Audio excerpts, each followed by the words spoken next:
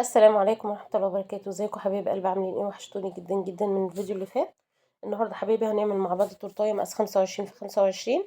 هوريكم تعملوها ازاي. لو ما عندكيش الصينيه 25 في 25 هوريكي تعمليها ازاي من الصينيه المستطيله. معايا كده الصينيه اللي هي المستطيله، اكبر صينيه في الطقم المستطيل بتاعنا. طبعا هي عرضها 25 في طول 35. العرض بتاعها كده كويس معانا قوي. هناخد الصينيه كده زي ما انتوا شايفين، هنقص بقى منها.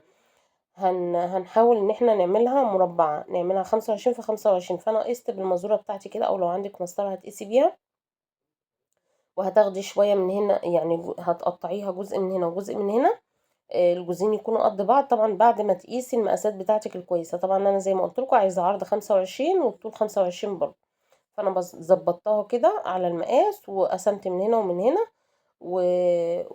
وقسمتها كده زي ما انتم شايفين، وظبطتها كده اهوت بالمقاسات بالظبط. طبعا الصينيه هقول لكم مقدار الاسبونج اللي خدته. انا حطيت في الصينيه دي 600 جرام من دي الاسبونج. عملتهم على مرتين. 300 جرام فانيليا. خد 3 بيضات وربع كوبايه من الميه، ومعلقه محسن جل صغيره، وشويه من الفانيليا. وضربتهم كويس قوي وحطيتهم في الصينيه بتاعتي من الجنب كده. وفي الجنب التاني عملت نفس المقدار 300 جرام دي اسبونج فانيليا برضو. ضربتهم بثلاث بيضات وربع كوبايه من الميه ومعلقه محسن جل صغيره. وبعد كده بعد ما ضربتهم كويس رحت ضايفه عليهم معلقه كده من الكاكاو الخام الاسباني، علشان يديني اللي هو الايه الجزء اللي هو بالشوكولاته كده زي ما انتم ما شايفين. وخدت الصينيه وقسمتها كويس قوي كده، وظبطت المنشار على 8 وقسمتها لثلاث طبقات حلوين كده زي ما انتم ما شايفين. هنبدأ بقى نعمل الكريمة بتاعتنا. الكريمة كوباية من الكريمة عليها نص كوباية من السكر، معلقتين كبار باستري. انا حطيت، المفروض ان هي تكون معلقة بس انا حطيت معلقتين عشان تكون الكريمة معايا متماسكة شوية في الحر اللي احنا فيه ده. الكريمة اللي بشتغل بيها كريمة سما. لو مش متواجد عندك سما اشتغلي بريتشي، يعني بلاش تشتغلي بهايبر ولا بالانواع دي كلها في الحر ده، لانها بتسيح جدا وما بتكملش معاكي للاخر. ولما تيجي تشتغلي في الصيف ما تضربيش كمية كريمة كبيرة، لا اضربي كوباية بكوباية كده. يعني انا التورتايه دي اخدت معايا بالظبط كده كوباية وربع من الكريم. ضربت الاول كوباية، والربع التاني اللي ضربته علشان اعمل بيه الروزيتات بتاعة الكريمة. قسمت طبعا الكريمة بتاعتي نص فانيليا كده، نص كريمة بيضة كده، ونص حطيت عليه معلقة من الكاكاو ومعلقة من النوتيلا. وضربتهم كويس اوي عشان تبقى كريمة شوكولاتة حلوة كده زي ما انتم شايفين. وبدأت بقى ان انا ازين اول طبقة نص نص ونص، وحطيت بقى صوص مانجا كده على النص اللي هو الفانيليا، وشوية كريسبي ابيض. والنص الشوكولاتة حطيت كده صوص كراميل وشوية كريسبي كده من البني.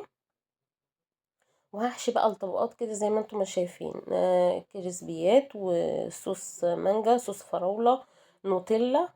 زي ما انتم شايفين كده بطعم بيها الجزء اللي هو فيه الشوكولاتة.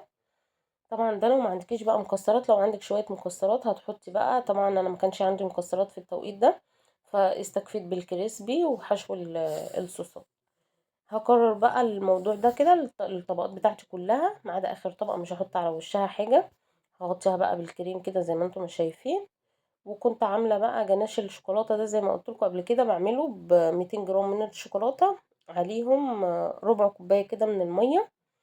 المية سخنة، وبقلبهم كده مع بعض وبتديني بقى احلى جناش كده زي ما انتم شايفين. ما بحطش عليه اي اضافات تاني. الجناش ده طعمه جميل جدا وبيعجب الزبائن جدا، وانا معتمداه في شغلي.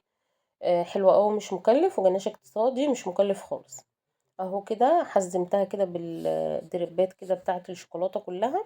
وهبدا بقى ان انا اعمل لها بقى روزيتات كده بالكريمه البيضه وبالكريمه واللي هي بكريمه الشوكولاته كده، علشان احنا كده هنعملها نصين، يعني هنعمل نص ونص. اهو كده زي ما انتم شايفين. زي ما قلت لكم في الشغل وفي الجو الحر جدا ده، ربنا يرحمنا يا رب. اشتغلوا بكريمه يا اما سما يا اما ريتش. ما تغيروش انواع الكريمه دي. السما جميله جدا، ما اختلفتش عن ريتش خالص، في منتهى الجمال بصراحه ربنا. دعوه بقى منكم حلوه لطلاب الثانويه العامه اليومين دول بيمتحنوا. ودعوه كده لاهل غزه. ربنا يفك كربهم يا رب. اهو كده زي ما انتم ما شايفين، وحزمتها كويس قوي من تحت كده. فاض معايا بقى شويه من الكريمه، اخدت شويه كده بالشوكولاته للكيكه اللي هي بالنص الجزء اللي هو بالشوكولاته ده. عملت الحتت الفاضيه على البورد كده بيها بروزيتا صغننه كده، والابيض برضو نفس النظام. عملت برضك الجزء الفاضي من البورد بتاعي اللي هي القاعده دي طبعا مقاس 30 في 30. يعني لما تيجي تشتغلي اشتغلي على مقاس 30 في 30. لما تيجي تشتغلي تورتايه 25 في 25 تبقى على مقاس 30 في 30. لو هتشتغلي تورتايه 30 في 30 يبقى البورد بتاعك لازم يكون اكبر 35 في 35 علشان تعملي حساب الكريمه. ليه؟ انتوا عارفين ان انا بقيس الكيك، باخد المقاسات الاول على الكيك. ف25 في 25 علشان احطها على بورد مقاس 25 في 25 واجي ازينها بالكريمه مش هينفع، مش هيبقى فيه مساحه ان انا ازين بالكريمه. فلازم البورد يكون اكبر. ده اللي بيميز التورت بتاعتنا عن تورت المحلات. المحلات بيبيعوا التورتايه بتزيينها كلها بالمقاس بالتزيين بكله، لكن احنا بنقيس المقاسات على الكيك الاول قبل التزيين. علشان كده التورتايه لما بنيجي نبيعها للزبون فطبعا بنقول له مثلا 25 في 25. اما بياخدها بيلاقيها كبيره وبتعجبه جدا، وبيعجبه المقاس بتاع التورت عندنا. عكس المحل طبعا لما بتيجي تشتري منه تورتايه حتى 20 او اي مقاس بتلاقيها صغيره جدا عن المقاس، بتحس ان هي مش المقاس اللي انت طالباه. ليه؟ زي ما قلت لكم، هو بيقيس التورتايه بعد ما بيزينها خالص وبيجنشها. طبعا بتبقى التورتايه حجمها صغير جدا. فاحنا ده اللي بيميز شغل الاونلاين عن الشغل اللي في المحلات. فطبعا اللهم بارك، شغلنا طبعا بيعجب الناس كلها كمقاسات كجوده كطعم كنظافة. بيعجب الزباين كلها، والحمد لله اللهم لك الحمد والشكر يا رب. الزبون اللي بياخد منك مرة بيرجع لك مرة واتنين وعشرة، ما بيسيبكيش تاني وبيتعامل معاكي على كده. انا كنت كتبت بقى بالمولد السيليكون كده الحروف، كتبت كلمة هابي بريزي داي. الجزء اللي هو اللي بالكريمة حطيت عليه مانجا كله كده، وكتبت بقى كلمة هابي بريزي دي كده بالحروف كتبتها، وكتبت كلمة لولا وكلمة شداد. هو طبعا ايه المفروض ان انا كنت اكتب ايه جده جدته، بس طبعا لقيت المسافة هتاخد معايا مسافة كبيرة جدا، وانا زي ما انتوا عارفين خط وحش جدا. ففضلت ان انا اكتب الاسماء بس بالمولد اللي هو السيليكون. حطيت بقى بارات كده من الشوكولاته، واللولوه اللي انا عاملاها بالشوكولاته دي كنت عاملاها بورق الفاكيوم كده زي ما انتوا شايفين، ودهنتها كده دست كده ذهبي، ودهنت الحروف دست كده ذهبي. وزي ما انتوا شايفين ده شكل التورتيه بتاعي. يا رب تعجبكم، اشوفكم على خير ان شاء الله في فيديو جديد.